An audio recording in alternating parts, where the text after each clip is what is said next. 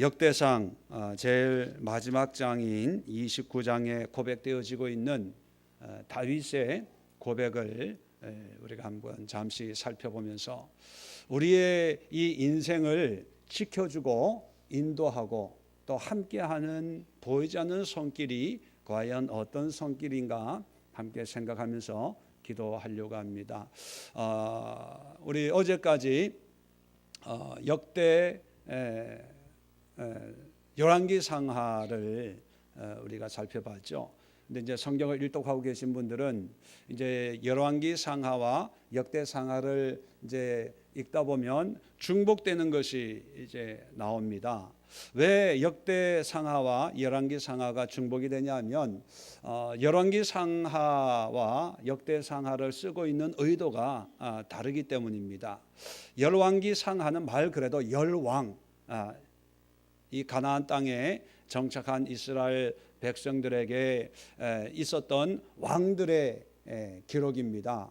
그래서 솔로몬 이후에 르호보암 왕이 통치하던 때에 남북으로 갈라졌지 않습니까? 북쪽은 북이스라엘, 남쪽은 유다 이렇게 갈라졌기 때문에 열왕기를 기록하는 그 저자는 북이스라엘도 남쪽 유다도 다 한 민족이기 때문에 북쪽 이스라엘의 왕도 기록하고 남쪽 유다의 왕도 기록하면서 번갈아 가면서 왔다 갔다 하면서 이스라엘 남쪽과 북쪽의 모든 왕을 기록한 것이 열왕기 상하의 내용입니다.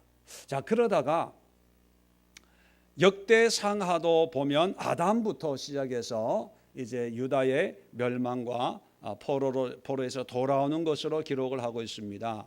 그런데 왜 열왕기 상하가 있는데 역대 상하를 또 기록했냐 하면 이 역대 상하는 기록 목적이 뭐냐면 비록 우리가 이방 나라에 의해서 70년 동안 포로로 끌려갔다가 지금 돌아왔지만 우리 민족은 좀 특별한 민족이다. 그런 민족적 자부심을 강조하기 위해서 다시 아브라함부터 열왕기 상하가 있지만 아브라함부터 쭉 해서 다윗까지 다윗에서 이제 이스라엘의 역사를 기록하고 있는데 북쪽 이스라엘은 이제 우리 민족이 아니라는 거예요. 아수르에서 멸망을 당하고 그 아수르가 이주 정책과 혼혈 정책을 쓰면서 북쪽의 열 지파들이 이제 이방 사람들과 함께 섞여 살기 때문에 이제 저들은 우리 민족이 아니고 우리의 민족의 정통성은 남쪽에 있는 유다다 이렇게 강조를 하는 겁니다. 그래서 북쪽 이스라엘은 왕들은 기록하지 않고 남쪽 왕들만 쭉 기록하고 있는 것이 역대 상하의 내용이에요. 그래서 역대 상하의 내용에서 가장 중요한 의미는 뭐냐면 우리는 하나님의 택한 백성이고 하나님은 우리의 하나님이다. 이런 이 용기와 자부심을 고취시켜주는 그런 의도로 기록이 되어 있습니다. 그렇기 때문에 자 역대상을 보면 아담부터 시작해서 솔로몬의 마지막 고백까지 끝이 납니다. 그리고 하는 솔로몬부터 다윗부터 이제 끝이 나고 역대하는 솔로몬부터 시작이 됩니다. 성전 건축하는 것부터. 자, 그래서 이 역대하상을 마치면서 다윗의 고백을 통해서 우리에게 이야기하려고 또 깨닫게 하려고 하는 게 뭐냐면 이런저런 역사적인 사건이 많이 있지만 다윗의 고백을 통해서 우리가 깨달아야 될 게 뭐냐면 우리의 인생을 결국은 주관하시는 분이 누구다?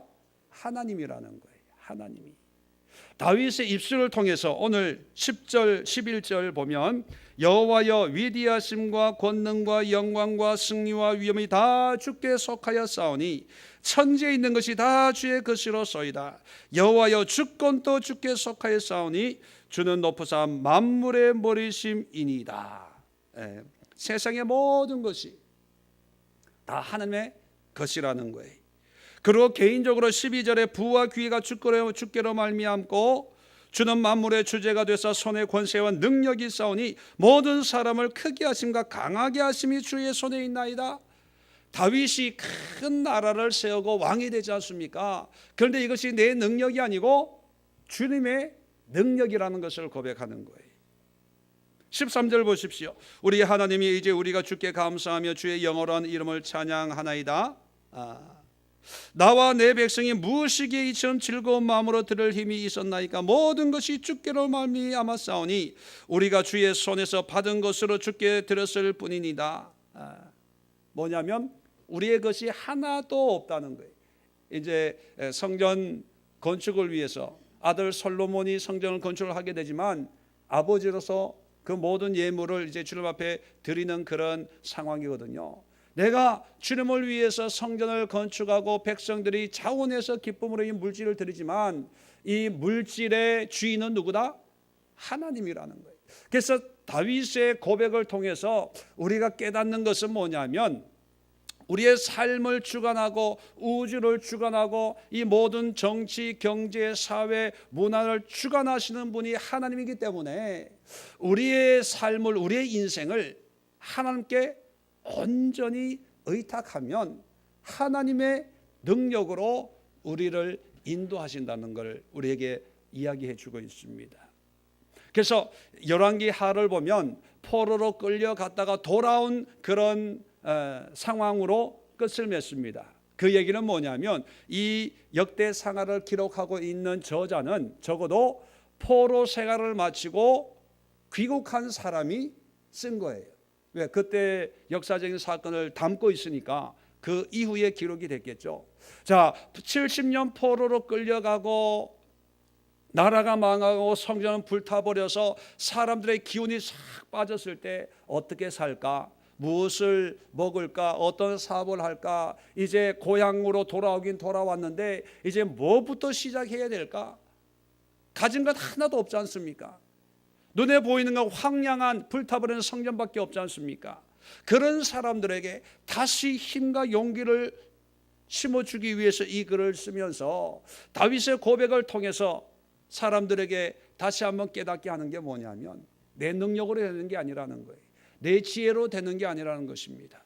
하나님이 만물의 주관자가 되시기 때문에 모든 것이 부와 귀와 또 권세와 능력과 우리를 크게 하심과 강하게 하심이 우리 국력이나 경제력이나 우리의 학식과 지식과 물질에 있는 것이 아니고 하나님께 있다는 것을 다시 한번 상기시켜 주고 있다는 것입니다. 그리고 권능, 영광, 승리, 위엄, 그리고 천지에 있는 것이 모든 것이 다 하나님의 손에 있기 때문에 우리가 하나님의 손에 있는 이것을 구하기만 하면 되고 하나님이 우리에게 주시기만 하면 우리가 능히 누릴 수가 있다는 것을 다윗의 고백을 통해서 우리들에게 이야기하고 있습니다. 그렇다면 오늘 우리가 함께 기도해야 될 기도의 제목이 우리의 인생, 나의 삶을 하나님께 맡겨버리는 거예요.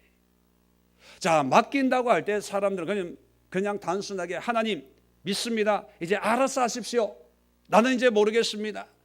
이제 하나님이 하실 때까지 기다리고 하나님이 주시는 것으로 먹고 또 하나님이 하시는 대로 그냥 난 따라가겠습니다. 알아서 하십시오. 이게 맡기는 게 아닙니다. 다윗의 삶을 통해서 보면 맡기는 삶이 세 가지로 나옵니다. 첫 번째, 우리 강구에 보면 하나님과 함께하는 삶이, 하나님의 말씀에 함께하고 하나님의 뜻에 함께하고 하나님의 인도하심 속에 하나님과 함께하는 삶이 맡기는 삶이지 그저 믿습니다 그러고 알아서 하세요, 그냥 수동적으로 하나님의 인도하심만을 기다리고 있는 것이 맡기는 것이 아니라 내 삶 속에 하나님을 예배하고 하나님을 찬양하고 하나님을 기도하고 하나님의 은혜를 사모하고 하나님과 함께하는 그런 삶이고, 두 번째는 뭡니까? 하나님의 방법으로 사는 삶. 이 얘기는 다른 말로 표현하면 하나님의 뜻에 전적으로 순종하는 삶이에요. 순종하는 삶.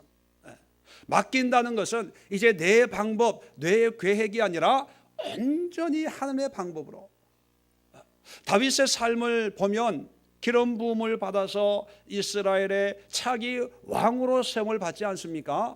그런데 기름 부음 받고 난 뒤부터는 어떻게 됩니까? 도망자가 되고 핍박을 당하고 정처 없이 떠내기 생활을 합니다. 사울 왕을 죽일 수 있는 기회가 있었음에도 이 사람만 죽이면 내가 왕이 되는 거예요. 그런데 다윗은 철저하게 하나님의 뜻에 맡기죠. 그것은 뭐냐면 내 방법으로 인간의 지혜로 내가 얻는 것이 아니라 하나님이 주시기로 했다면 철저하게 하나님의 방법으로 되어지도록 하나님의 뜻에 순종하겠습니다. 그것이 다윗의 모습이었거든요. 그래서 하나님의 뜻에 순종하고 하나님의 방법에 우리의 모든 것을 맡기는 그런 삶이 우리 인생을 하나님께 맡기는 삶이고요. 마지막으로 세 번째 보면 하나님의 것으로 만족하는 삶. 자, 하나님의 것으로 만족한다는 것은 뭐냐면 하나님, 물론 다윗은 왕으로 이렇게 세우기로 하나님이 작정을 하셨습니다. 뭐 왕은 다 좋은 거니까 다윗이 뭐 그 좋은 걸 외면할 리가 있겠냐 이렇게 생각을 하지만 다윗이 왕이 되기 전에 시편을 보면 뭐 쫓김을 당할 때도 있고 또 버림을 당할 때도 있고 반란을 통해서 아들을 피해서 슬픔으로 도망가는 그런 상황도 있고 또 자기가 범죄해서 하나님 앞에 눈물로 회개하는 그런 모습도 있고 또 왕이 되기 전에 양을 치고 있을 때 목자의 삶 속에 있을 때도 또 찬양하는 그런 모습들을 우리가 시편을 통해 보지 않습니까? 그런데 다윗이 왕이 되어서 하나님 앞에 감사하는 삶을 살았다기보다는 다윗은 목동이었을 때부터 늘 하나님의 은혜를 사모하고 또 기뻐하고 만족하고 또 믿음으로 골리앗과 싸울 때도 보면 아주 어린 소년이었는데도 불구하고 너는 칼과 창으로 내게 오지만 나는 만군의 여호와의 이름으로 내게 간다. 뭐 이런 고백을 보면 정말 어렵고 힘든 그런 환경에서도 다윗은 불평불만하지 않고 하나님이 인도하시는 것에 만족하고 감사해서 그 상황에서 찬송을 드리고 그 상황에서 감사를 드리고 그 상황에서도 하나님을 높이는 그런 예배의 삶을 드리는 것을 우리는 볼 수가 있습니다. 좋을 때만 예배하고 기쁠 때만 감사하고 뭐 부자가 돼가지고 성전 건축할 수 있는 금은 부화를 하나님 앞에 헌금하니까 기분이 좋아서 이 고백을 하는 것이 아니라 다윗은 어떤 환경 속에서도 하나님이 주신 것이라면 이런 환난과 핍박도 내가 기쁨으로 감사하고 이런 환경 속에 역사하시는 그런 하나님을 노래하고 고백하는 그런 모습들이 시편에 많이 기록되어 있거든요. 그런 걸 보면 우리 인생을 함께 맡긴다고 할 때 맡기면서 우리는 무슨 생각합니까? 하나님이 나를 좋은 환경으로 인도하실 거야, 잘 되게 할 거야 라고 하는 막연한 우리의 기대가 있죠. 그런데 때로는 하나님의 작정과 경륜 가운데 우리가 원하는 삶의 모습과 다르게 인도할 때가 있습니다. 그럴 때는 우리는 퀘스천 마크를 하면서 왜 나에게 이런 고난을, 왜 나에게 이런 아픔을, 왜 나를 이렇게 힘들게 합니까? 원망 불평할 때가 있죠. 이해가 안 될 때도 있지만 그런데 우리가 우리의 삶을 하나님 앞에 맡겼다면 우리가 이해되지 않고 내가 원하지 않는 그런 삶의 모습일지라도 받아들이고 그 안에 그에 가시고 역사하시는 하나님의 손길을 고백하고 찬양하는 그런 모습이 되어져야 된다는 것입니다. 그래서 하나님은 다윗을 향해서 뭐라고 특별히 고백을 하고 계십니까? 다윗은 내 마음에 합한 자라는 거예요. 합한 자는 뭡니까? 내 마음을 알고 내 생각을 이해하는 자다.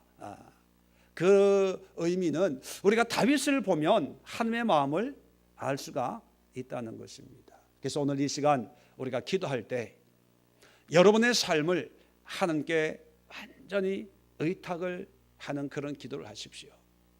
그러면 지금의 환경은 어떠하든지 뭐 경제적으로, 육체적으로 또 환경적으로 어려움이 있지만 우리가 다윗처럼 하나님의 마음에 합한 자가 되면 아마 우리의 마지막 인생 말년에 역대상 29장의 오늘 본문의 말씀을 읽으면서 이 말씀이 바로 나의 고백이다, 나의 간증이다, 내 마음이다 라고 고백할 수 있는 그런 삶을 살 수가 있다고 저는 확신을 합니다. 그래서 여러분, 이 시간 기도할 때 하나님, 내 삶을 주님께 맡깁니다. 다윗이 그러했던 것처럼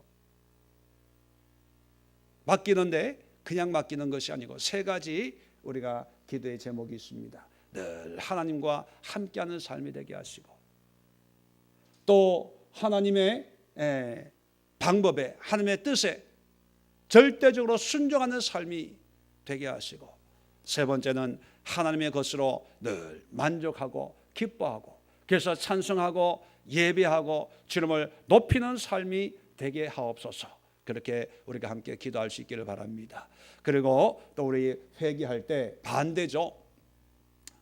하나님 없이 나의 고집, 교만, 그리고 영적인 게으름, 하나님과 상관없는 그런 우리의 신앙과 삶의 모습을 우리가 이 시간 또 회개하면서 하나님의 불쌍히 여기시는 그런 은혜를 함께 기도했으면 좋겠습니다. 그리고 함께 중보 기도할 때 우리가